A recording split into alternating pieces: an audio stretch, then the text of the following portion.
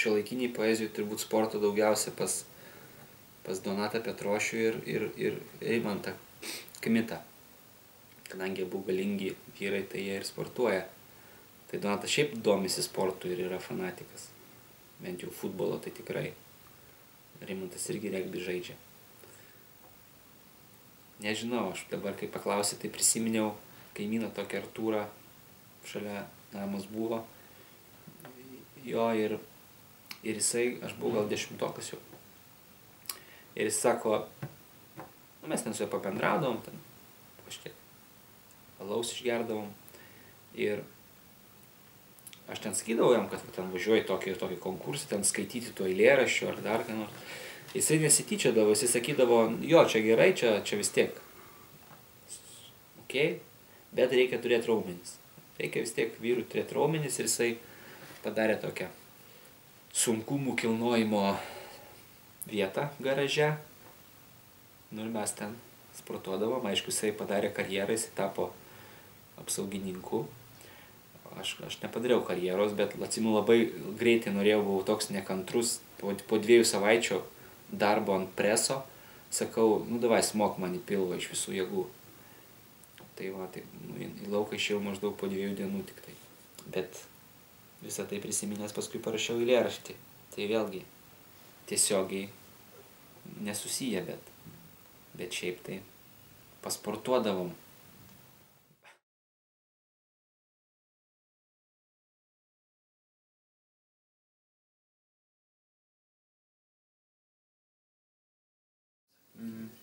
Tas bičiulis, kurį čia miniu eilėraštė, tai jisai, kadangi yra istorikas, jisai tokiais faktais kalba. Tai prieš 70 metų 90% lietuvių, Lietuvos gyventojų gyveno kaime. Tai keliasdešimt miestų Lietuvoje buvo. Dabar situacija pasikeitė ir daug kas išvažiavo į miestus. Jisai sako, kad, ir mes diskutavom apie tai, kad tas kaimietiškos poezijos arba poezijos iš kaimo motyvas, jisai labai yra susijęs su tokiu įsišaknyjimu į savo žemę. Ir kadangi kiekvienam lietuviui ta žemė yra svarbi, tai apie ją tarsi nelabai, kažkaip nedvasingai ar sarkastiškai, ar ironiškai nelabai išeina kalbėti, nes žemė yra tai, ką mes turime. Ir maždaug tu kaip kaimo poetas arba poetas iš kaimo jau atsineši kažkokią tokią pagarbą, nežinau, tokį nuolankumą tiems visiems reikalams. O maždaug miestiečiai, miesto poetai, jie neturi to tokio, nežinau, agrarinio pagrindo, bet jie turi kultūrinį pagrindą. Ir tam bičiuliui Tomui, jam atrodo, kad eksperimentinė prasme,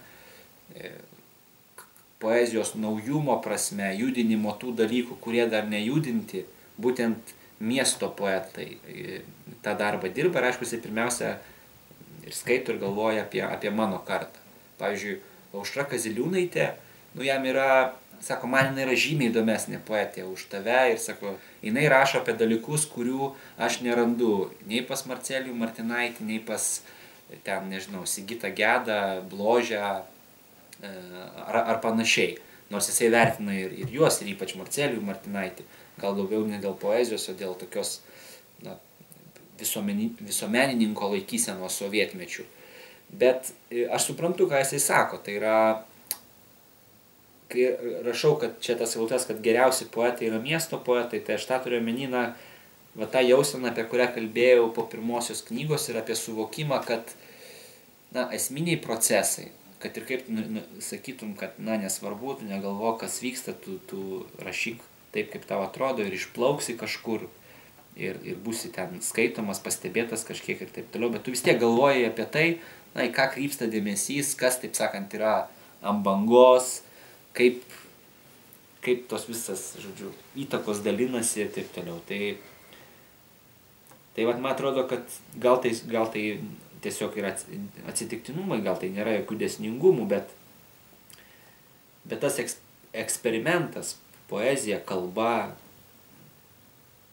jisai kažkaip labiau veriasi mieste gimusius arba bent jau didžiąją laiko dalį gyvenusius poetus. Aš dabar kalbu apie savo kartą. Nors, pavyzdžiui, yra ir tokių gana netipinių variantų. Nu, šiek tiek jaunesnis, 4 ar 5 metais Nerijus Cibulskas, kuris yra iš Kaišiadorių. Ar Kaišiadorių reikia kirčiuoti? Kaišiadorių turbūt. Iš Kaišiadorių. Ir apskritai šią pirmąją knygą perskaičiau, tai man toks visiškai kažkoks tarp toks nejudantis visai kažkoks kaip koks transtriomeris.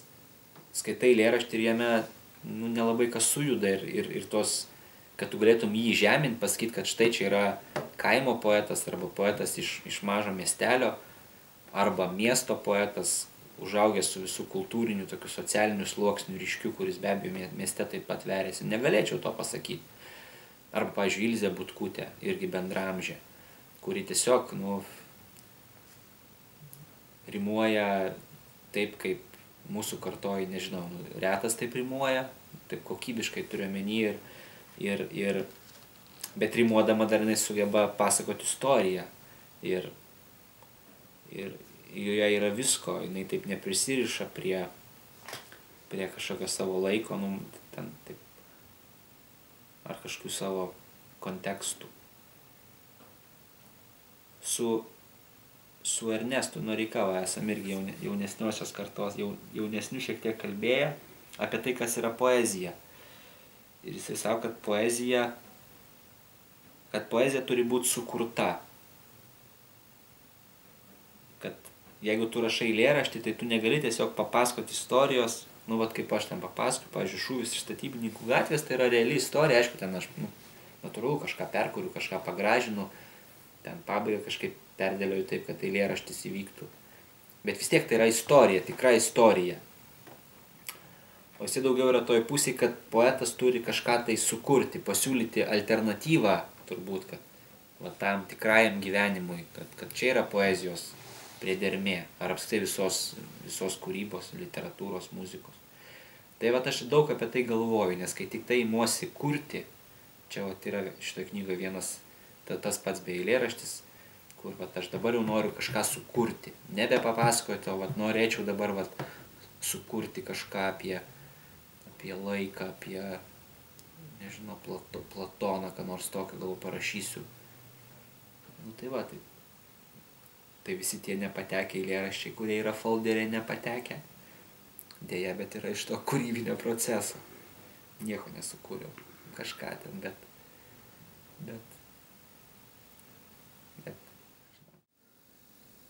tai turbūt didžiausia patirtis, tai yra, ir tą reikia pripažinti, ir aš to neslėpiu, tai yra pažintis su Valentinu Masalskiu, aktorium, režisierium, pedagogu, kurio spektaklius žiūrėdamas prieš 5-6 metų aš bijodavau kažkaip po spektaklio prie jo prieit, pasakyti, kad tiesiog, kad man labai patinka ir kad aš jaučiuosi, nežinau, ypatingai žiūrėdamas jūsų spektaklius, nes tuos, kas buvo rodoma, mačiau ne vieną ir ne 5 kartus, susiradau jo spektaklius archyvuose, kurie buvo išleisti dar kai vaikas buvau, pažiūrėjau filmus ir taip toliau. Ir paskui mes susipažinom žurnalistinio darbo dėka, dariau apie jį tokią radijo apybraižą. 5 kartus susitikom, po porą valandų pabendravom ir tada buvo tiesiog sutapimų virtinė. Aš išleidau PK, vieno susitikimo metu, kadangi jau pradėjom bendrauti, tą PK jam taip nedrąsiai padovanojau. Jisai vakare paskambino, sako, jeigu tu rašai eilėraščius, tai gal tu norėtum pabandyti parašyti pjesę. Kaip tik turiu 11 aktorių merginų, reikia pjesės. Ir prasidėjo rašymas, galvojimas, bendravimas, tai jisai šiaip labai stipri asmenybė, ne tik meno prasme, bet žmogiškąja prasme. Tai daug mokausi ir jis labai didelė emocijos skalė. Čia, aišku, gero aktoriaus turbūt bruožas. Nuo demono iki šventojo jisai gali vieno pokalbio metu tau atsiverti. Be abejo, vis laikas sakydamas, kad nepamirščiau, kad kalbėsi ir su aktoriumi, ne tik su režisierium. Ir mane tai tiesiog dabar toks ir džiugina šiek tiek ir tai kažkokio papildomo galvojimo įneša tai, kad tiesiog mokausi naujo amato. Naujo amato vis tiek dramaturgija, jinai, tu turi valdyti kažkaip ir siužetą, ir dialogą, ir charakterius. Aš nesakau, kad man tai pavyksta, bet dirbam, mokomės kartu su juo, jisai daug investuoja savo laiko į va tą būtent darbą su tekstu, su aktoriais, kurie tą tekstą vaidina, kad aš matyčiau iš karto procesą, kaip gimsta tas teatras, kaip žodis gali nieko nereikšti, kurį tu parašei. Aš pradžioj, kaip atvažiavau pirmą repeticiją, maždaug jau pasiklausyti, kaip tas tekstas skamba, sėdžiu ir taip nustėręs, pusė teksto nėra maždaug, arba nesigirdi ten kažką, aktoriai kažką kalba nueidami. Masalis panaudojo mano ten 3 valandas rašytą dialogą aktoriams iš scenos išvesti, kad jie tarpusavį kažką tai kalbasi. Aš sakau, Valentinai, nesigirdi, nelabai gerai girdisi tas tekstas. Sako, jaunuolis, suskleisk savo egoizmą. Tekstą parašėjai, dabar aš iš jo turiu padaryti spektaklį.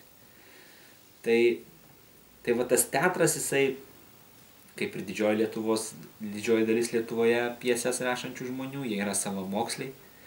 Lietuvoje, kadangi yra kino dramaturgijos studijos nesenai atsiradusios, teatro dramaturgijos nėra ir manau, kad tai yra, tikrai, nežinau kaip tai pavadinti, bet tai, kad mes turime Masalskį, Koršunovą, Nekrošių, Vaitkų, Varną, iš esmės stiprią teatro mokyklą, kuri yra žinoma ir ne Lietuvoje, bet neturim dramaturgijos mokyklos. Tai va, tas iš tiesų keista ir aktorių prileidžiam kasmet labai daug, ir Vilnius, ir Kaunas, ir Klaipėda, ir taip toliau, teatrų, ir mėgėjų, ir profesionalų, ir Panevėžio, ir poetinio Druskininkų rudens, Artūro Valionio ir Alvydo Šlepiko teatras mėgėjų. Bet kažkaip apie dramaturgus nelabai kas galvoja. Ir tos apskritai lietuviškos dramaturgijos iš vienos pusės gal šiek tiek kratomasi, nežinau. O iš kitos pusės yra problema, kad jeigu kas nors jau pastatė pjesę, tai kitas teatras jos neima. Man, pavyzdžiui, labai keista, kad Parulskio pjesės pirmasias pastatė Koršunovas ir jų daugiau nieks nebestato per 15 metų. Arba Ivaškevičiaus pjesės pastatė, Vandos Juknaitės, Lauros Intės Černiauskaitės. Jau kažkas yra jas pastatęs, vadinasi nebeįdomu. Kažkokia interpretacija, kitas žvilgsnis, galiausiai žiūrovų karta jau pasikeitė.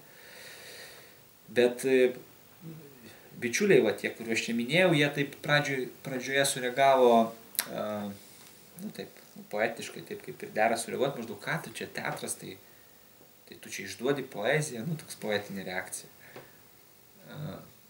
Ir tada kaip rašydamas teatrui, rašiau ir eilėraštį, tai būdavo tokių komentarų, kad jaučiasi teatro įtaka, jaučiasi tikrai, tas naratyvas atsiranda, nežinau, ar tai yra gerai, bet tas jaučiasi. Paskui supranti, kad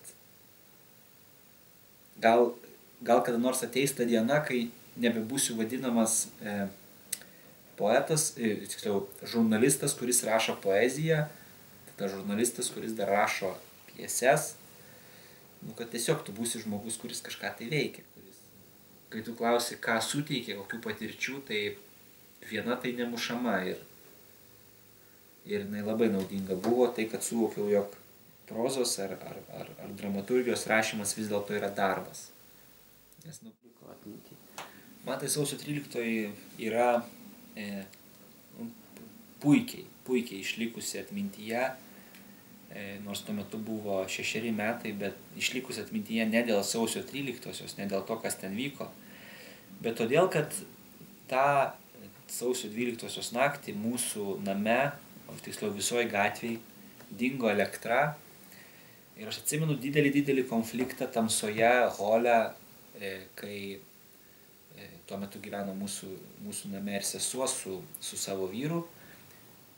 Konfliktą tarp jų dviejų, nes vyras nori važiuoti, sesuo jam neleidžia, tada mama stoja į sesers pusę, iš kito kambario išeina tėvas, kuris sako, važiuokim su tuo vyru. Ir aš atsimenu tokį didžiulį konfliktą. Ir tada tamsoje aš einu į savo kambarį, o mūsų name prie įėjimo į mano kambarį kabėjo toks didžiulis medinis paveikslas, tokia kaip imitacija, nežinau, ant medinio pagrindo suklijuotos figūrėlės, istorija išėjo tėvelis į mišką. Tėvas su šautuvu, motina, vaikai, pelėda medyje. Ir aš užkliūnu ir viskas tas pažyra. Aš į ašaras, nes čia buvo mūsų šeimoje tas labai vertina. Ir aš, kaip dabar matau, atsinešu į kambarį, išsiimu klijus ir tamsoje mėginu suklijuoti visą tą istoriją. Kur kas paskui ką, kur kieno ranka. Tai tas taip aišku dabar poetiškai skamba, bet tas išėjo tėvelis į mišką ir tas sausio 13, na, taip tiesiogiai susisiejo o visa kita tai per mokyklą, nu atsimenu, nebuvo pamokų, stebėjom Seimo posėdžius, stebėjom pirmąją transliaciją po sausio 13, kai atgavo Lietuvos televiziją, atsimenu irgi šeimoje puikiai pamenu, mama kaip tik melžė karvę, aš atriu langą, sakau, jau rodo, jinai įlėkė, o sako, jau rodo. O šiaip tai į tą sovietmetį grįžtu dabar per mokslą.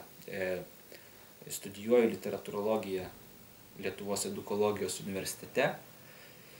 Ilgai galvoju, apie ką rašyti magistro darbą ir nusprendžiau rašyti apie sovietmečio inteligentiją. Tai yra apie skirtingas laikysenas sovietmečių. Be abejo, kadangi inteligentija plati sąvoka, tai remiuosi tokiu sociologiniu tyrimų, 80-ųjų pradžioje, man atrodo, atliktas, kad beveik 2/3 visuomenės inteligentais pirmiausia laiko poetus ir rašytojus. Tai aš tą inteligentijos sąvoką įsivedu ir man labiausiai įdomus tie kūlversčiai, tai yra kas vyko po nepriklausomybės atgavimo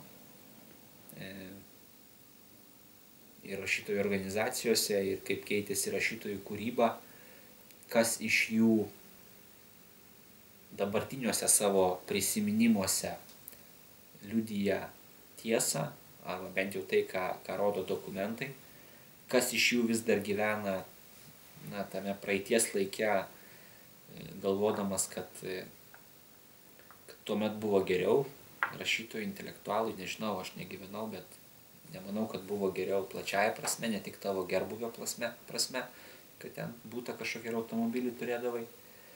Tai va, į tą sovietmetį grįžtu per dabar žinomų poetų pirmųjų, antrųjų knygų skaitymus, per skaitymus stenogramų, kaip vykdavo rašytojų sąjungos suvažiavimai ir diskusijos, kodėl jaunieji poetai nestoja į komunistų partiją.